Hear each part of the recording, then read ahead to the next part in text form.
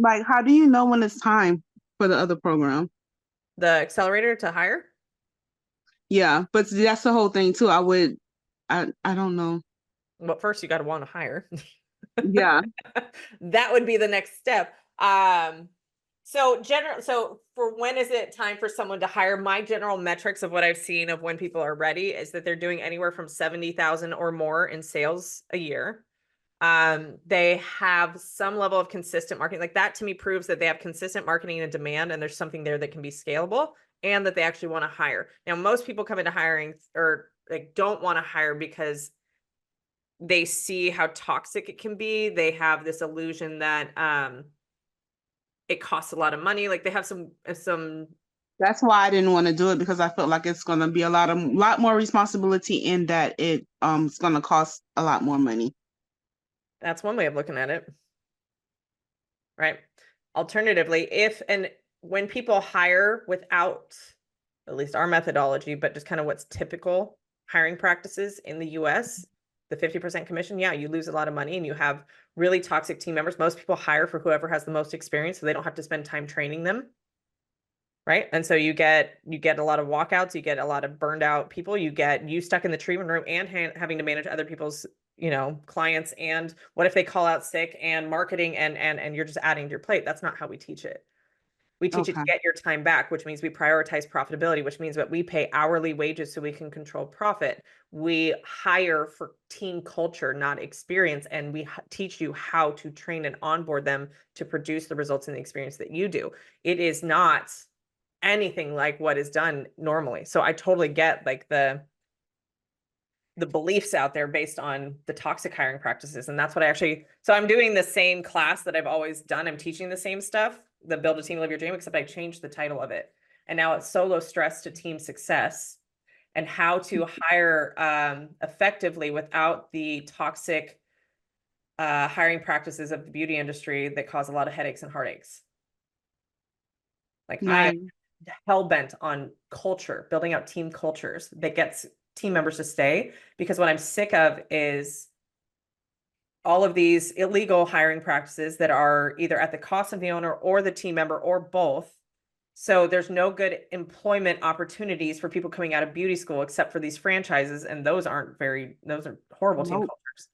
Then they go out on their own. They have no idea what they're doing. And while, yes, that's what keeps the Lashpreneur Society running, but most people just don't know how to figure it out and they end up losing money and they get out of the industry. And it's a really beautiful industry to be in. Like, I love the shift I've seen over the past 10 years of being a part of it, where it's less catty and bitchy and keeping everything to yourself. And it's really become a beautiful sisterhood where it's empowering to women to have the opportunity to have a creative outlet if you didn't fit the traditional college to corporate world. Ooh, that's Right.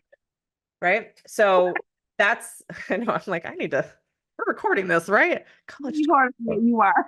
Yeah. So I found a way to teach others how to build cultures and how to be leaders where they get their time back and they really get to pour into their team members. So most people like love and obsess over their clients and they have these like really beautiful relationships. And all we're doing is taking that off of the client so you can be out of the treatment room. And now it's now pouring into your team and it's creating this Mhm. ripple effect. So you should come to the class next month and just explore it. Like for sure, it'll give you a different perspective on hiring. I'm not saying that's the way to go because I education mean, is important. already just hearing you explain it to me in deeper detail, it makes me like, oh, this is nice. Well, here's the kicker. Your biggest challenge right now with the education side of thing is being able to get students in. When you hire, you have those students for as long as they're there as an employee, and you're making money off of them if you've done it profitably ongoing, and you get to teach them more in depth because you're building on their learning. When you as an educator get one student in for a classic lash training, you're there with them what, 2 days, and then off they go. You have to get new students in every time. Maybe they want to come back for a volume class, but most people like want to go learn from somebody else. And so you're constantly having to get new students in the door. But when you have a team, you're their educator and you get to work with them and watch them develop and grow and actually take like that joy of pouring into another woman on a whole other level because you get to know them over months, if not years. We see them and watch them grow. Yes. That sounds Yes. beautiful. I like that. Right? So, but it is a commitment. Like it is akin to parenting. Obviously it's not parenting, but it does take that patience, and it is the best reflection for you of what you need to work on and grow on. So like if you're triggered because somebody showed up late, and it's like, take the emotion out of it. And that's what we work heavily on in the mastermind. So you have to have $100,000 in sales and at least one team member to be a part of the mastermind. And that's scaling the business to multiple 6 and 7 figures. And that's really leadership and management of a team and removing the emotional swings out of it.